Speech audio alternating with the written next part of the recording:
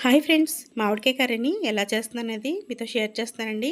చూస్తూ ఉండండి. ఈలోపు మీతో ఒక చిన్న కథ షేర్ చేసుకుంటాను. కర్మ కథ అండి. చాలా బాగుంది, నాకు నచ్చింది, అందుకే మీతో షేర్ చేస్తున్నాను.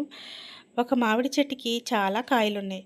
ఒక మనిషి కళ్ళు ఆ కాయని చూసాయి, కానీ కళ్ళు అక్కడికి వెళ్ళలేవు కాబట్టి కాళ్ళు అక్కడికి వెళ్ళాయి. కాళ్ళు ఆ కాయని కోయలేవు కాబట్టి చేతులు కోసాయి. చూసిన కళ్ళు, వెళ్ళిన కాళ్ళు, కోసిన చెయ్యి తినలేవు కాబట్టి నోరు దాన్ని తిన్నది. తోటమాలి చూసి వీపు మీద కొట్టాడు. కాయని నోరు తిన్నా, దెబ్బలు మాత్రం వీపు తిన్నది. దెబ్బలు దెబ్బలు తినేసరికి కళ్ళల్లోంచి నీళ్ళొచ్చాయి.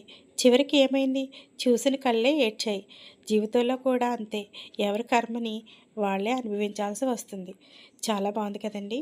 నేను ఈ కథని ఇన్‌స్టాలో చదివానో, లేక ఏదన్నా బుక్‌లో చదివానో గుర్తులేదు గానీ, ఇలా నచ్చినవన్నీ ఒక చోట రాసుకొని, దాన్ని నేను అప్పుడప్పుడు చదువుకుంటూ ఉంటాననమాట. అలా అలా స్క్రోల్ చేస్తూ ఉంటే నాకిది కనపడింది. మీతో షేర్ చేసుకోవాలనిపించింది. ఐ హోప్ ఇది మీ కథ మీకు నచ్చినట్టుందని అనుకుంటున్నానండి. ఇప్పుడు కర్రీ ప్రిపరేషన్ చూసారు కదా! ఇలా చేస్తే మామిడికాయ కర్రీ చాలా బావుంటదండి. 2 డేస్ వరకు నిలవుంటదనమాట. ఈ వాటర్ పోయకుండా ఉంటే 2 డేస్ వరకు నిలవుంటది.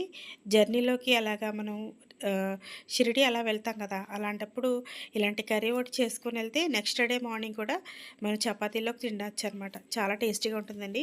నేను బెల్లం యాడ్ చేశాను. పులుపు ఫుల్‌గా ఉన్నప్పుడు బెల్లం యాడ్ చేస్తే లైట్ స్వీట్ వచ్చి బావుంటదనమాట. నేను ఆనియన్స్ ఎక్కువేశానండి. కొంతమంది ఆనియన్స్ తక్కువేసుకుంటారు. నాకు ఆనియన్స్ ఎక్కువేస్తేనే ఇష్టం. ఇది నేను మధ్యాహ్నం లంచ్‌లోకి అయిపోయేలా చూసుకున్నాం కాబట్టి అలా చేసుకున్నాననమాట. లేకపోతే ఆహ్, నిలవుండాలనుకుంటే ఆనియన్స్ అవాయిడ్ చేసేయొచ్చు. అలా కూడా ఒకసారి షేర్ చేసి చూపిస్తానండి. Thank you very much for watching.